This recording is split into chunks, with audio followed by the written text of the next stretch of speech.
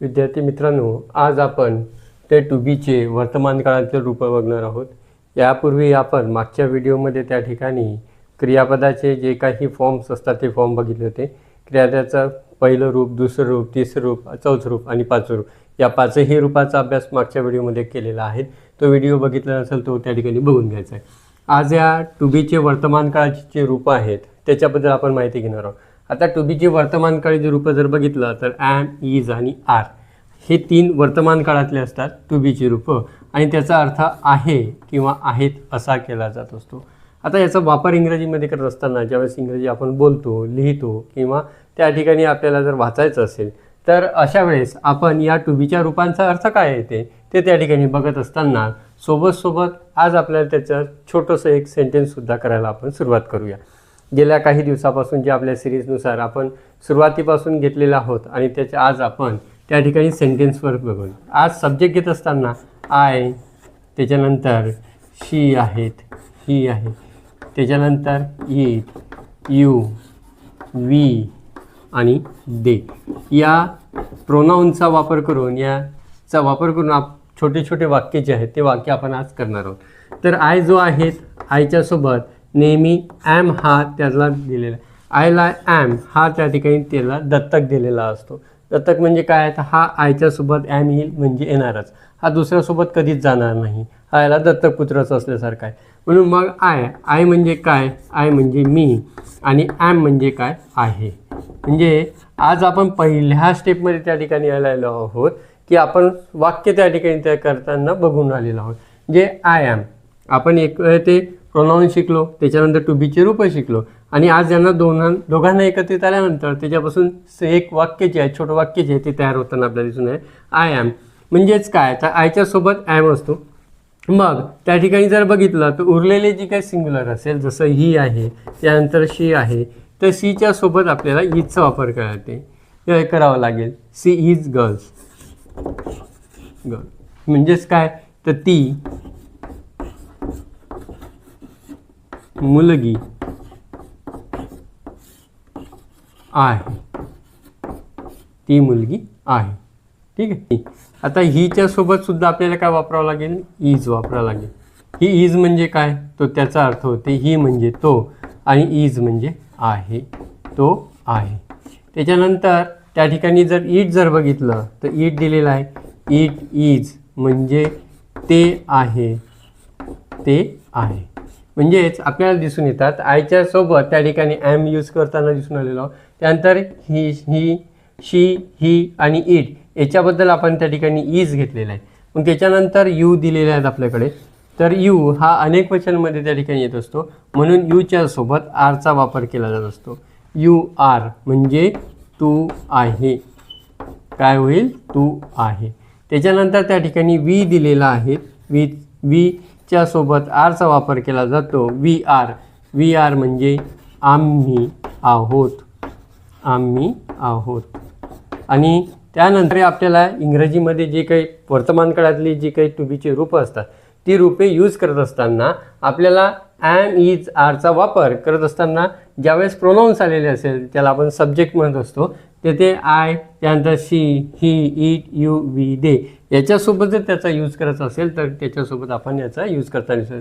जसा आयला ॲम हा दत्तक दिलेला आहे, हा याच्यासोबतच येईल, म्हणून आय ॲम मी आहे, सी इज गर्ल्स या ठिकाणी एक सेंटेन्स केलेलं होतं, ती मुलगी आहे, ही इज तो आहे, इट इज ते आहेत, यू आर तू आहेत, वी आर आम्ही आहोत, आणि दे आर ते आहेत। अशा प्रकारे आपल्याला त्या ठिकाणी जे काही टू बीचे रूपं आहेत आणि सब्जेक्ट आहेत याचा वापर करून छोटं सेंटेन्स जे आहे ते सेंटेन्स त्या ठिकाणी आपल्याला तयार करता येतात। टू बीचे भूतकाळातील काय रूपं असतात त्याचा वापर आणि सब्जेक्टचा वापर आपण या ठिकाणी करूया। जसं वॉज आणि वर हे जे आहेत टू बीचे भूतकाळी रूपे आहेत, त्याच्यापासून आपण छोटे वाक्य तयार करूया। आय असेल तर आयच्या सोबत वॉजचा वापर केला जात असतो। कशाचा वापर केला जात असतो, वॉजचा वापर। आणि याचा अर्थ काय होते, वॉज आणि वेअरचा अर्थ होतो त्या ठिकाणी होता, होती आणि होते असा अर्थ जो आहे त्या ठिकाणी वॉज आणि वरचा घेतला जातो। म्हणून आय म्हणजे मी, वॉज म्हणजे होतो, मी होतो। ठीक आहे। त्याच्यानंतर दुसरं जर बघितलं तर ही त्यासोबत सुद्धा वॉजचा वापर केला जातो. ही वॉज म्हणजे तो होता, तो होता. त्याच्यानंतर शी दिलेला आहे. शीच्या सोबत सुद्धा वॉजचा वापर केला जातो म्हणजे ती होती. त्यानंतर पुढचं दिलेलं आहे इट. इटच्या सोबत वॉजचा वापर केला जातो. इट वॉज ते होते. त्याच्यानंतर त्या ठिकाणी जर बघितलं तर यू आहेत. यूच्या सोबत वरचा वापर करा. वर म्हणजे तू होता. त्याच्यानंतर वी आहेत. वी वर म्हणजे आम्ही होतो. आणि देवर म्हणजे ते होते. ठीक आहे. तर अशा प्रकारे आपल्याला जे काही आहे, जसं टू बीचे भूतकाळातील रूप आहे तर त्या ठिकाणी वॉज आणि वर असतात. त्याचा अर्थ होता, होती, होते. आणि त्याच्यासोबत आपण सब्जेक्ट घेतलेले आहेत. I, he, she, it, you, we, they. आयच्या सोबत त्या ठिकाणी वॉजचा वापर केला जातो. आय वॉज म्हणजे मी होतो. हिच्या सोबत वॉजचा वापर केला जातो म्हणजे तो होता. त्यानंतर सी वॉज म्हणजे ती होती. इट वॉज म्हणजे ते होते. यू वेअर म्हणजे तू होता.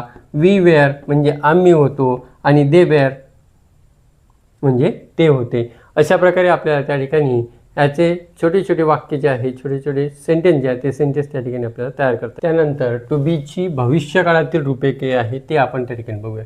जसं भविष्यकाळातील रूप झालं तर त्या ठिकाणी शॉल बी किंवा विल बी असं त्या ठिकाणी गृहीत धरलं जात असतं. चला तर मग आय आहे. त्याच्यानंतर आय ही आहे. त्यानंतर शी, इट, यू, वी आणि दे या सब्जेक्टचा वापर आपण याच्यात करूया. तर बघा विद्यार्थी मित्रांनो, ही जी सिरीज जी आहे ही सिरीज अशा विद्यार्थ्यांसाठी केलेली आहे की तो इंग्रजीमध्ये काहीच नाही आहे, ज्याला झिरोपासून सुरुवात करायची आहे, तो इंग्रजीमध्ये एकदम झिरो असेल. तर अशा वेळेस त्यांनी प्रत्येक व्हिडिओ जर त्या ठिकाणी जर बघितला तर आजच्या व्हिडिओपर्यंत जर आपण आलेलो असेल तर म्हणजे त्यावेळेस तो इंग्रजी आता वाचायला लागलेला असेल, बोलायला लागलेला असेल, लिहायलासुद्धा लागलेला असेल. अशा विद्यार्थ्यांना ज्याला आपली खरोखर शून्यापासून सुरुवात करायची असेल तर त्यांनी सर्वचे सर्व व्हिडिओ निश्चितच आपल्याला बघायला पाहिजे. चला तर आज भविष्यकाळातील त्या ठिकाणी टू बीचे रूप बघूया. बघा आयच्या सोबत त्या ठिकाणी जर बघितलं तर आयच्या सोबत त्या ठिकाणी विलचा वापर केला जातो. आय विल बी म्हणजेच काय, आय म्हणजे मी आणि विल जा आहेत मी. विल बीचा अर्थ त्या ठिकाणी असेन किंवा असेल असा घेतला जातो. तर मी असेन किंवा आपण त्याला त्या ठिकाणी असेल सुद्धा म्हणू शकतो. दोन्ही उच्चार त्या ठिकाणी घेतले तर काही हरकत नाही. त्यानंतर ही असेल तर हिच्या सोबत सुद्धा आपण विलचा वापर करत असतो. ही विल बी म्हणजे तो असेन असं आपण त्या ठिकाणी गृहीत धरू शकतो. त्यानंतर तिसरं दिलेलं आहे तर हिच्या नंतर शी घेतलेला आहे. शी विल बी त्याचा अर्थ सुद्धा शी विल बी म्हणजेच काय तर ती असेन असा अर्थ त्याचा त्या ठिकाणी घ्यावा लागेल. त्यानंतर आपल्याला बघा ते ही सी त्या ही झालं, त्याच्यानंतर सी झालं. सी नंतर आपण इट घेऊया. इट विल बी इट म्हणजे ते आणि असेन ते असेन असा अर्थ आपण त्या ठिकाणी घेऊ शकतो. त्यानंतर यू दिलेला आहे. यू विल बी याचा अर्थ होते तू असेन. त्यानंतर वी असेल तर वीच्या सोबत मात्र आपल्याला शॉलचा वापर करावा लागेल. वी शॉल बी आणि याचा अर्थ वी म्हणजे आम्ही आणि विल शॉल बीचा अर्थ त्या ठिकाणी होतो असेन, आम्ही असेन असा त्याचा अर्थ त्या ठिकाणी घेतला जातो. आणि शेवटी दिलेला आहे तर देच्या सोबत विलचा वापर केला जातो. दे विल बी दे म्हणजे ते आणि विल बी म्हणजे असेन, ते असेन. बघा ही सर्वच्या सर्व वाक्य जी आहेत ती वाक्य आपण त्या ठिकाणी भविष्यकाळातील साठी वापरला जात असतो. आणि ही टू बीची भविष्यकाळातील रूपे होती. शॉल बी आणि विल बी हे सर्व टू बीचे रूप आहेत. ज्यावेळेस इंग्रजी बोलत असतो किंवा लिहायचं असेल तर अशा वेळेस आपल्याला टू बीची रूपं माहीत असणं अत्यंत गरजेचं असतं. आजच्या व्हिडिओमध्ये आपण मित्रांनो या ठिकाणी टू बीचे वर्तमान काळातील रूपे आणि सब्जेक्ट याच्यापासून छोटे छोटे वाक्य आहे त्या वाक्याला सुरुवात केलेली आहे. निश्चितच हा व्हिडिओ जर तुम्हाला त्या ठिकाणी उपयुक्त वाटत असेल तर त्या ठिकाणी दुसऱ्याला शेअर करायला मात्र विसरू नका. सोबत आवडला असेल तर त्या ठिकाणी लाईक करा आणि नवीनवर तुम्ही जर चॅनलवर नवीन असाल तर अशा वेळेस चॅनलला सबस्क्राईब करायला मात्र विसरू नका. कारण इथे येणारा विद्यार्थी इंग्रजी निश्चितच बोलू शकतो, लिहू शकतो आणि वाचूसुद्धा शकतो. Thanks for watching.